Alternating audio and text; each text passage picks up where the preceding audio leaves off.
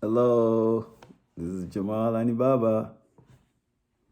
Still reaching inside Abibu Oluwa's archives. And I pull another one out. This one he did for Adegboyega Ṣhonẹkan. Adegboyega Akanbi-erin. Adegboyega Akanbi-erin. Ṣigidi kalamọ damọ a.k.a. Ṣhonẹkan. Let's hear it. Gboyega Akanbi-erin. Gboyega Akanbi-erin. Ló lẹ́rù, irọ́ ni pẹpẹ ń pa. Ló lẹ́rù.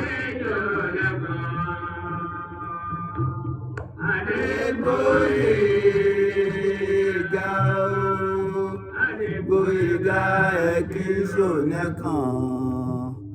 Ọkọ Mọtunde Agbebi mi ló lẹ́rù, irọ́ ni pẹpẹ ń pa. Ajaa ló lẹ́rù. Gboyega Akanbi-erin. Gboyega Akanbi-erin. Baba-Adebayọ ni Baba-Adebayọ ni.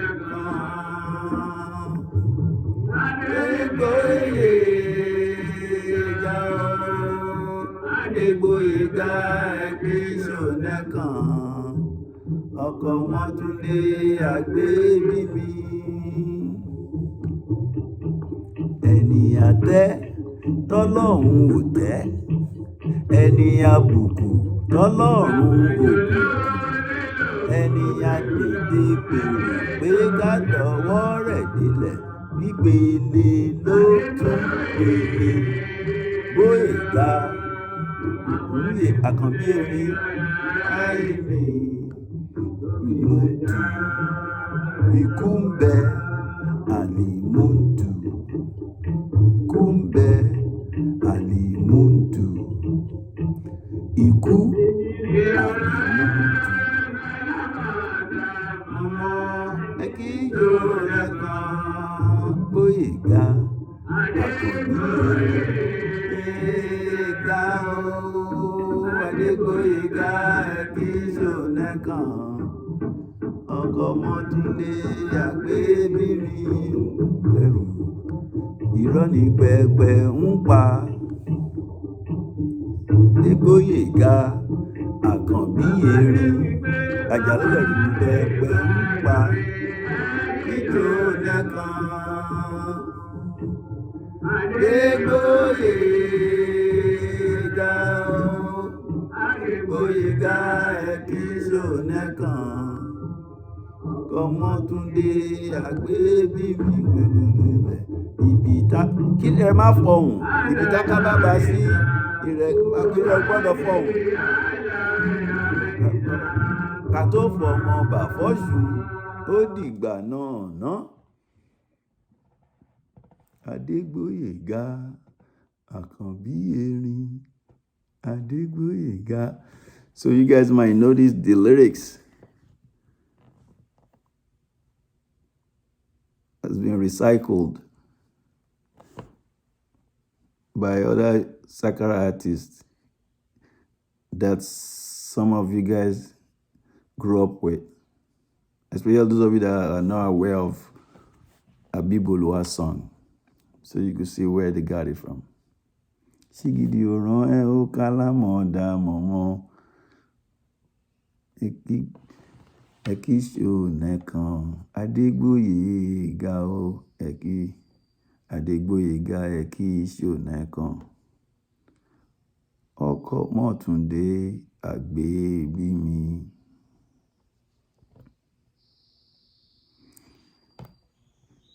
Ṣigidi kalamọ damọ. Wọ́n á tún fà sẹ́yìn. Gboyega Akanbi-erin. Gboyega Akanbi-erin,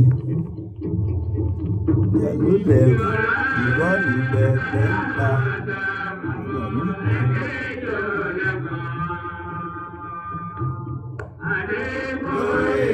Gboyega Adegboyega Ṣhonẹkan, Mọtunde Agbebi ló lẹ́rù, irọ́ ní pẹpẹ ń pa.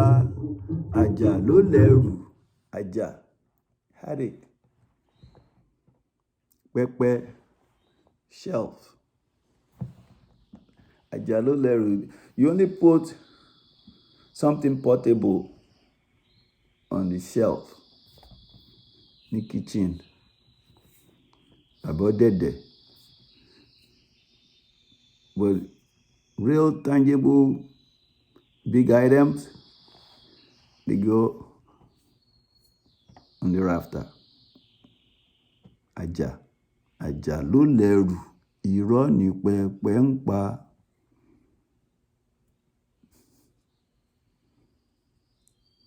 Pẹpẹ is just an imposter to Ajaa. Kò lè ṣiṣẹ́ bí Ajaa. Àmọ́ òrùlé ó ju Ajaa lọ lórí. Ohun òrùlé ṣe fájá òun ló pọ̀ jù. Like Abibu said, ohun òrùlé ṣe fájá ló pọ̀ jù títí dọ̀run alákejì. When it's raining, òrùlé cover Ajaa. When it's sunny, òrùlé cover Ajaa. When it's windy, òrùlé cover Ajaa. So in the hierarchy of things, pẹpẹ, Ajaa, òrùlé. Pẹpẹ, Ajaa, òrùlé. Let's keep going. Gboyega Akanbi-erin, Gboyega Akanbi-erin, Baba-Adebayọ, Ṣhonẹkan.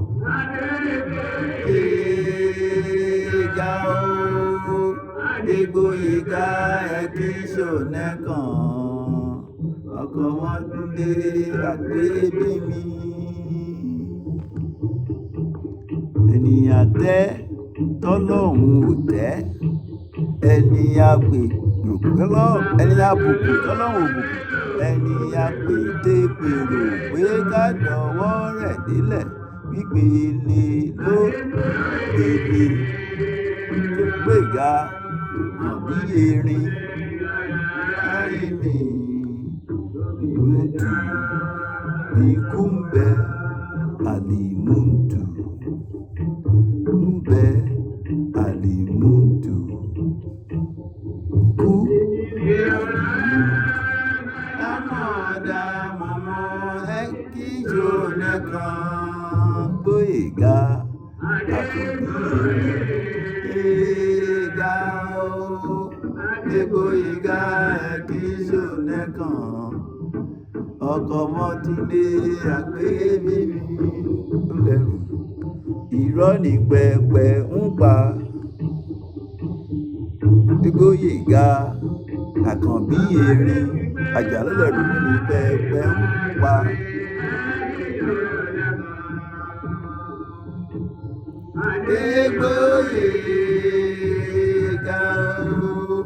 Adegboyega Ṣhonẹkan, ọkọ Mọtunde Agbebi mi. Bàbá sí kíra má fọhùn. Ìgbà tó fọmọ bà fọ́ṣù ó dìgbà náà ná. Alaya iza mubangidi, alaya iza kuwa. That's Hausa. It's not Yoruba.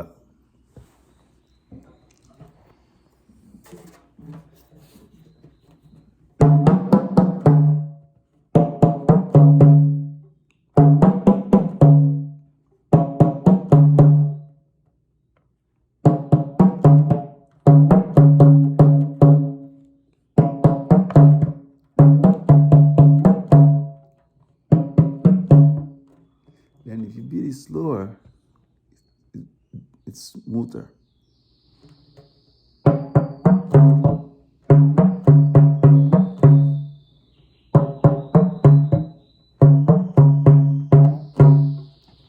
If you listen to Kasumu's drum beat, come on, slow, so you get to enjoy it more.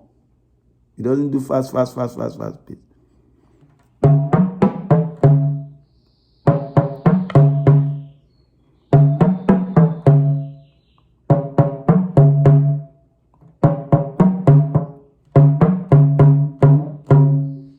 Ajaa ló lẹ́rù, irọ́ ni pẹpẹ ń pa. Adegboyega Akanbi-erin. Ẹni àtẹ́.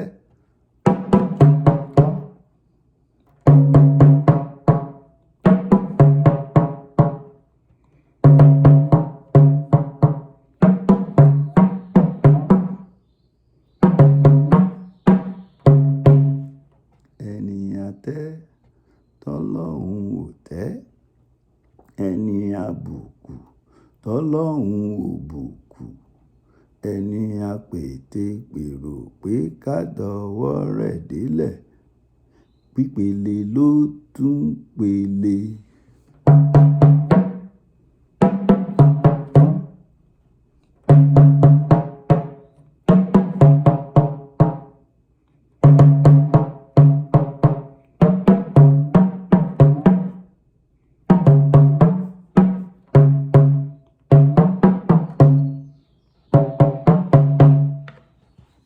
Adegboyega Akanbi-erin.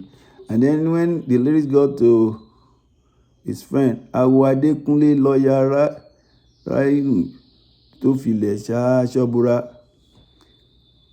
mímí lọ́lá kẹ́mi ló ní.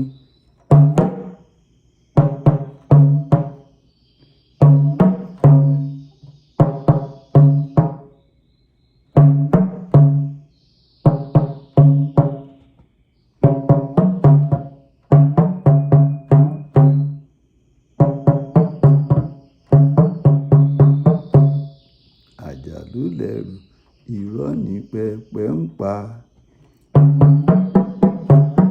Ibi táká bá pa sí, èrò gbọ́dọ̀ fọ́n.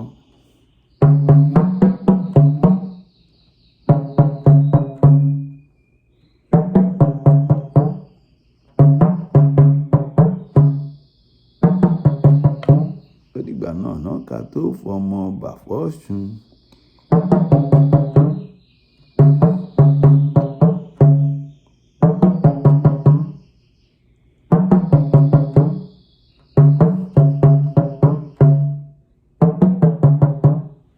So you have to play with it.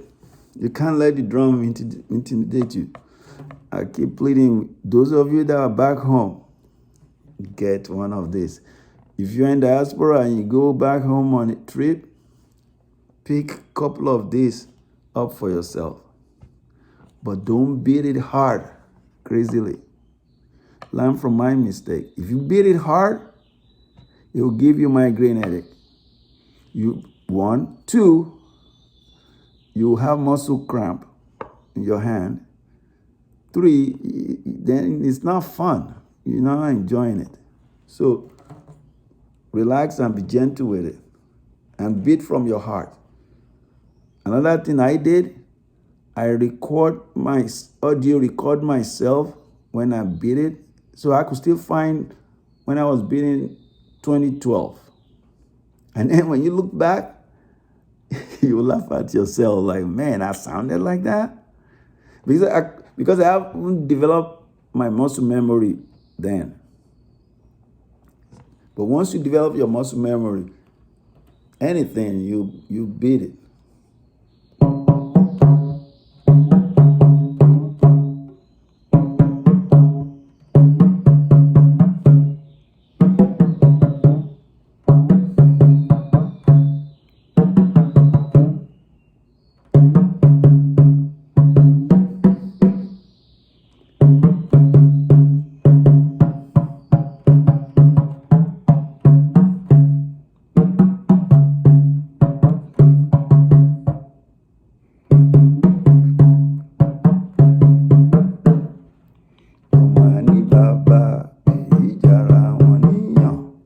can pretty much play whatever you want.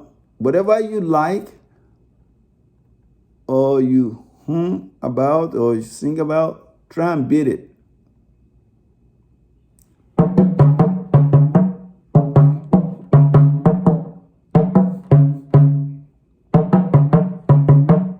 Bó bá ti rí ènìyàn wí, àlá kì í bọ̀ ọmọ lẹ́rù kó má lè rọ. Bó bá ti rí ènìyàn wí, ẹ̀fà àgìràdì. For those of you on Lagos Island that were old enough to know about egun elemele, ẹ̀fà àgìràdì elemele.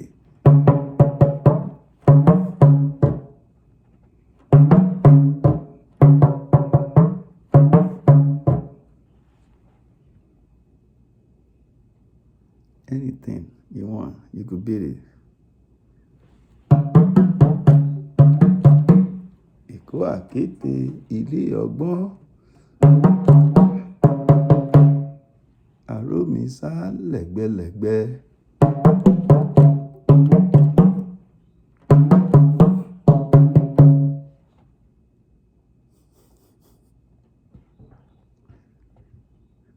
Ó di ìta fàájì ká tó parí ogun mọ́. Ó di ìta fàájì.